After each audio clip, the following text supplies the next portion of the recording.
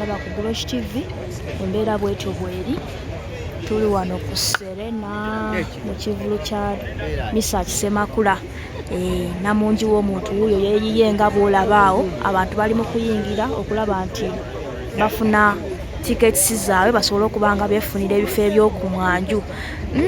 Kino kituwaamu ekyokuyiga nti sawa zino olaba nti sawa zikyali naye okubanga layini mpanvu bweti ku bantu ku mitwalo 10,000 kiba kyewuunyisa ate nga n'abaali munda nabo bayitirivu. So embeera sofa bwetyo bweri kadde kakubanga abantu bafuna tickets zaabwe ku mulyango.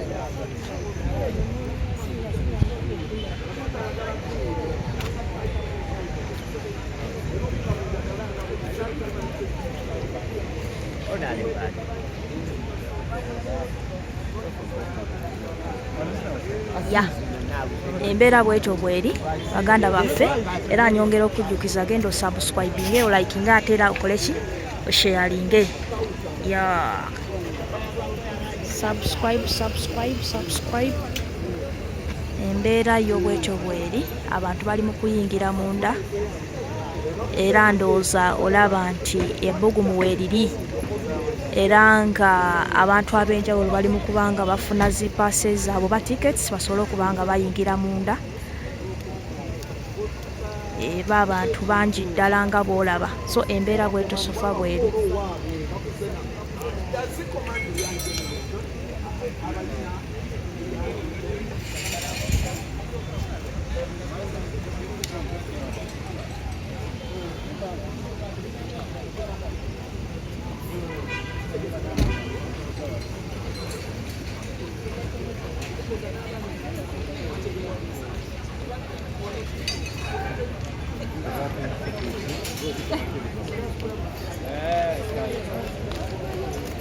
Yangola.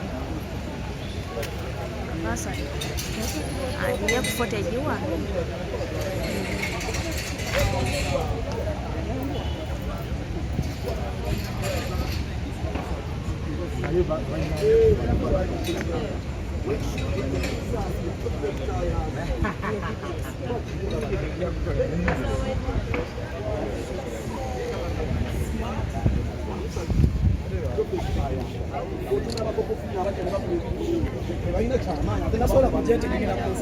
I would say these people were back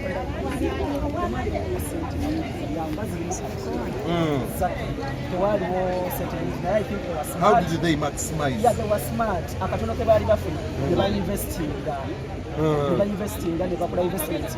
For never in Musaka is to mind Chiricha, so Bakola investment, Katona Kebari Bakolachi, Kebari Bafuna, whereby the business is a Rakola like 15 years ago, Katizakula, Zileta Magobama, Zileta, they are tebali extravagant osanga misachinga teyeja bulabulamu ngatoji mani omanye ya shiba omanye ya spice ontege Mesach atambuza bigere ainza no bavuga corona. Let me talk about twina dakika meko okugenda mu break. I hope we are okay. This is okay to charge nayo dakika nga 5. Let's talk about Eagles production. Exactly. It comes in Eagles production. Ne fading out. Never call a golden band. Ne fading up out. But he's still standing. If he's better a solo artist or he was better ngabali mu band, where did you like it more? No, buli kimu kirina advantage yakyo because agali amugakolaki egali mu Mesach abantu bajja okuleeta ng'omwe okitegeera. Kati tugeze for example, if I thought it was Eagles production staging this concert, I don't think we would be at Serena. Or if I thought we were to be at Serena, twandibadde ku mitwalo 10. Singaba Eagles production abadde ekyaliwo nga akyayingira mu Eagles tetwandibadde ku Serena because we wouldn't fit here. Jofula abalina okuleeta ababe gundi aleete Katharina aleete. But if I thought we were to be at Serena nga the Eagles yonna eri wano, I think twandibadde mitwalo nga 3 okusasula oyingira ordinary kubanga the number ebeera too much because Station wamaanyi nnyo, Station wamaanyi nnyo, Mutaya wamaanyi nnyo, omukyala we wamaanyi nnyo, Irene, Mesach wamaanyi nnyo, Mayinja wamaanyi nnyo, Haruna Aruna njukira naye ali mu Eagles. Haruna wamanyi nnyo. Gundi omwami wa kusaasira Seruga wamanyi nnyo. Lweseka Matti naye okitegeka. So wouldn't be here. So that was the added value of them being in a band. We took a concert here, Mesach. It's not just about Mesach's fans, but Bona. Buli omu alina abantu baleeta, buli omu abeerayo n'abantu abawera ebitaano baleeta ku lulwe. Okitegeera. So Mesach okubanga ali yekka yes kimukolera and kimukoledde because stays relevant. Olaba Mesach ng'akyateekamu ssente mu music ng'agenze video agikoledde mu Swanza Avenue. Ateeka obukyala mu video obwana nkanyumisa video. By the way, one thing I know, Mesach ono okuviira ddala ku zinjagalanga bwendi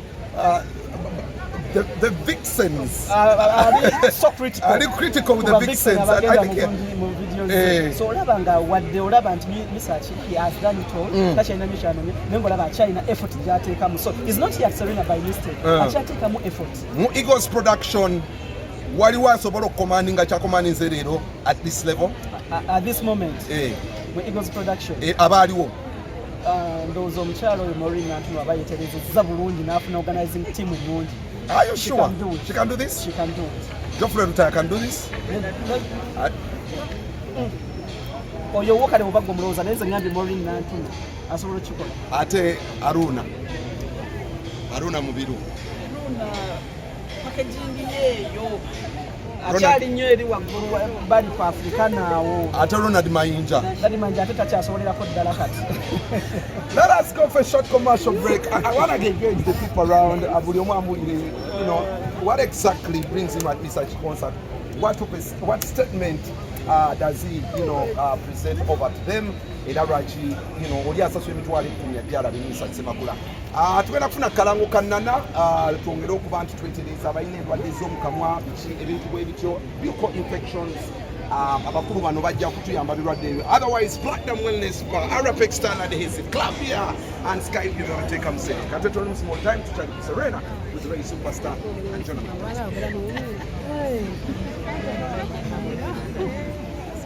Thank you so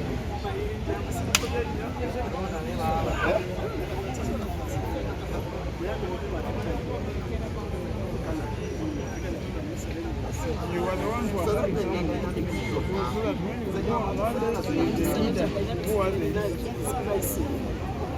will save you time when the meeting starts. Ya era ekyo kyolaba abantu bali mu kuyingira, abantu b'enjawulo bali mu kuyingira okuba nga bafuna tickets. Embeera bwetyo sofa weeri ku mulyango.